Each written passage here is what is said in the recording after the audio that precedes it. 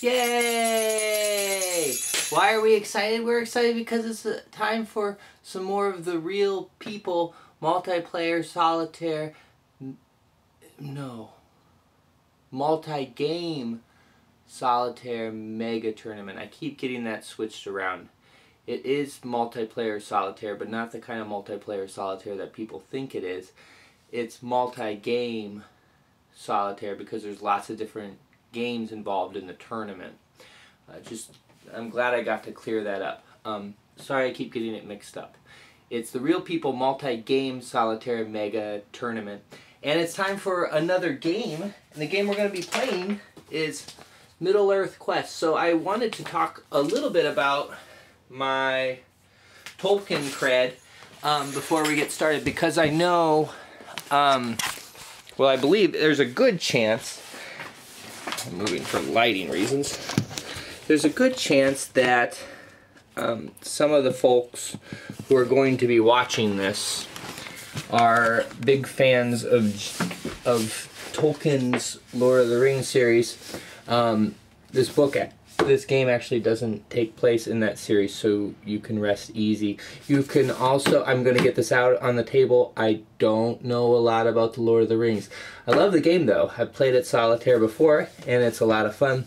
There's some secret information involved.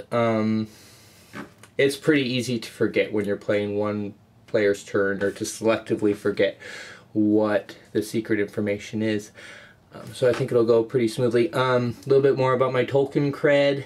I read up to, I think the second book, whatever that is, kind of in the middle of that when I was maybe 12 or 13. I remember I liked the Tom Bombadil part. I didn't like all the walking, and so I stopped reading it.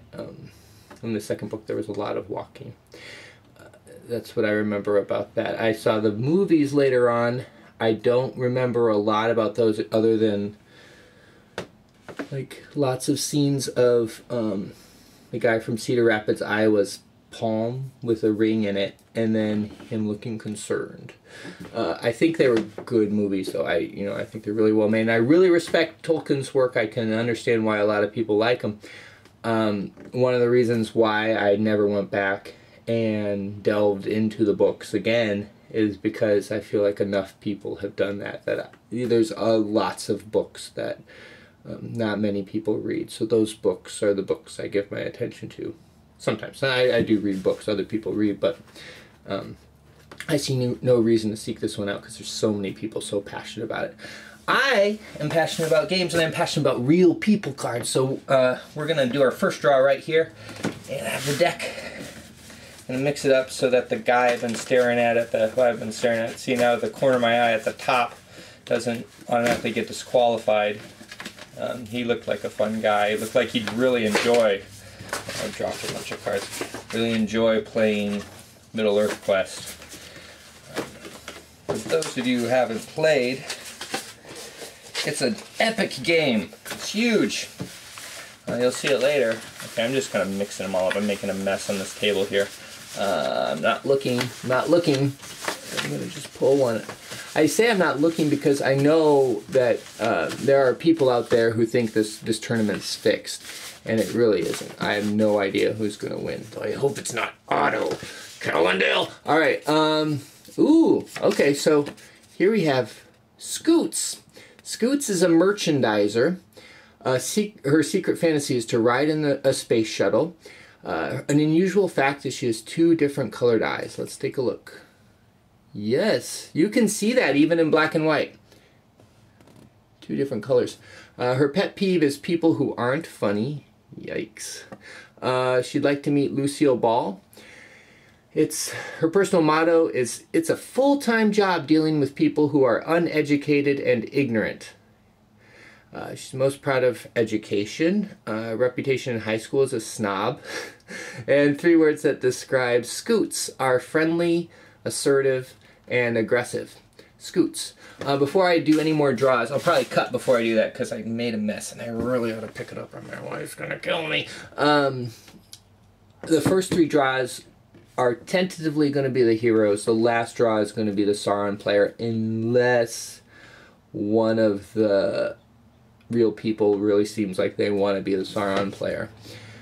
And so, just so I got that out front, no one can say I fixed it. I'm actually thinking Scoots would make a good Sauron, but we'll see if the person who gets the Sauron spot would be a better Sauron. Alright, here we go. We're going to pull one out from here. And we have, let's see, this is Red Tomato. Red Tomato is a human services project manager. His secret fantasy is to live on a tropical island like Robinson Crusoe. An unusual fact about Red Tomato is he's spent 6.5 months on South Pacific expeditions. His pet peeve is Boston drivers. He'd like to meet Martin Luther King Jr. His personal motto is C'est le temps de vivre. It's time to live. That's the English translation to C'est le temps de vivre. Most proud of, he's held a job for 2 years straight. His reputation in high school is smart and talented. And 3 words that describe Red Tomato are positive, solid, and adventurous. Red Tomato, and look, I'm wearing a red shirt. Alright, let's draw another one. Alright, we're mixing it up. This is a lot of excitement for this time of night. Okay, here we go. Ooh, okay, this guy looks heroic. Dun dun dun, ba-dun dun dun dun, boom. It's Curly, and he's a member of the U.S. Army. His secret fantasy is to be a quarterback for the Chicago Bears. An unusual fact about Curly is he's fluent in Czech. His pet peeve is people who badmouth Dan Quayle. He'd like to meet Richard Nixon. His personal motto is never listen to anyone under 6 feet tall. He's most proud of his Chevy. His reputation in high school is he never gets sick. 3 words that describe him are conniving, deceitful, and ambiguous. This guy, I thought he was a hero type, but he seems like he might be a villain.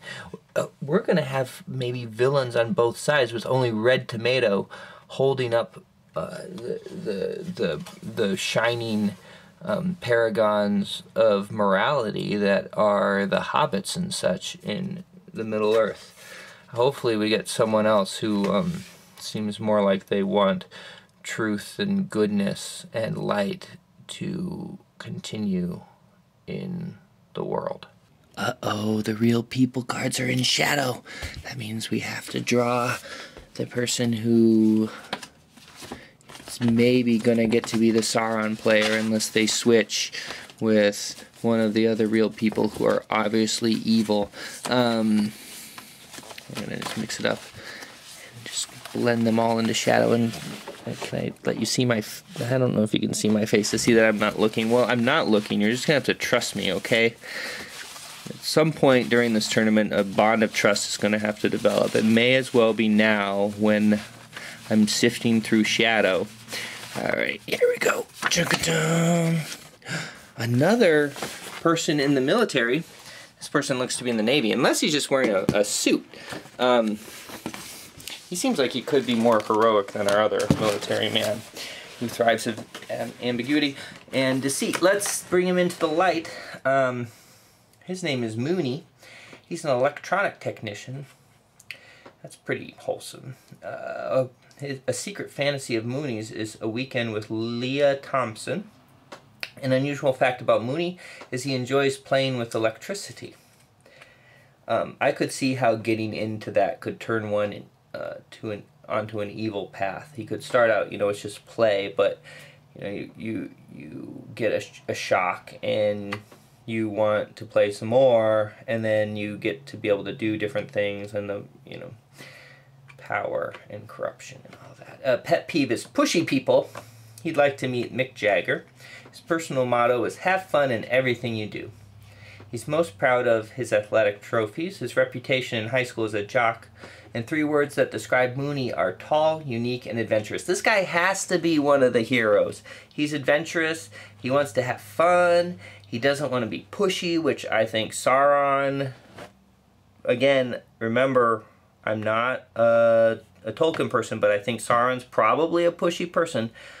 I don't know that. If I remember correctly from the books, he wasn't described too much. He was just kind of like the boogeyman, but I'm thinking he was probably pushy.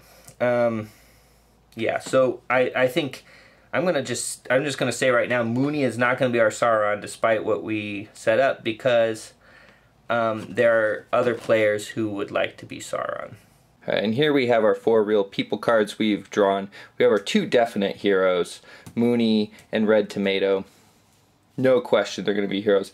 Then we have our 2 perhaps Saurons, perhaps heroes. In a perfect world they could share the Sauron role, but that is not going to happen. And you know, I could see either of them working for the side of goodness and light and elves, but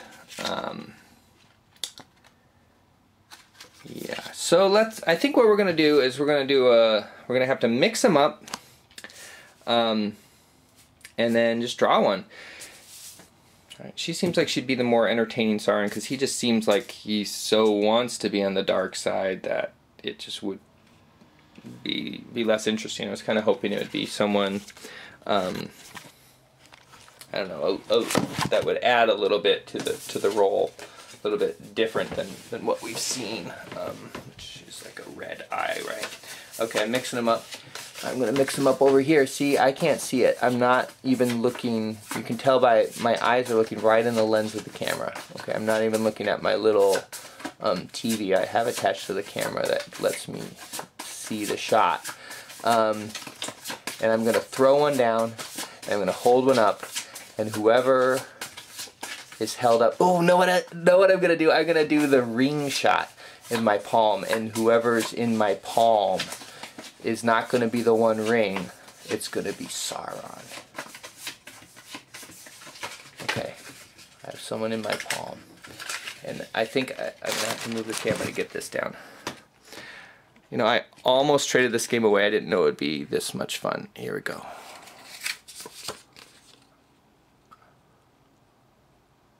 Okay, now cut to me looking worried. Cut to the ring in my palm, or the Sauron in my palm. Cut to me looking worried. Alright. While our Sauron player currently lords over his domain, it's time for our hero real people to pick their heroes. I thought this would be maybe tricky to come up with who would likely choose to be who, but it's been a few months since I played the game. I pulled the heroes out, and it was just obvious. I'll give you a moment to look at them and see if you can see who the choices are that they're going to choose. So we have this horsey guy here. He likes to ride a horse. That's kind of his thing. We have Argalad, who's a scout and an elf. If you look at his ear, you can see it's pointy. Then we have Baravor, who's a survivalist, a hiker. And we have Thalin, he's dwarfy, McDwarferton. And then we have the token female, Eleanor, who is also noble. Alright, we'll start with her. Sorry, I didn't give you time to really think about it, but obviously both the token females. She's the one female in the thing, in this game, and she's also a snob. She's a noble. Nobles are supposed to be snobs. Perfect match. There we go. Alright. Thalin, sorry, no one picked you. Argalad, now someone did pick you. It's our sailor, Mooney. He looks at Argalad and he thinks to himself, huh, that's kind of like Aqualad, which is what I am as a sailor. And he's kind of a fun guy, right? Yeah, it'd be fun to be Argalad. So, horsey guy, no one wanted to be the horsey guy. Baravor, Mr. I wish I was on Robin Crusoe's island, would love to be a survivalist. He thinks walking around this big, beautiful map with your walking stick is a great way to live.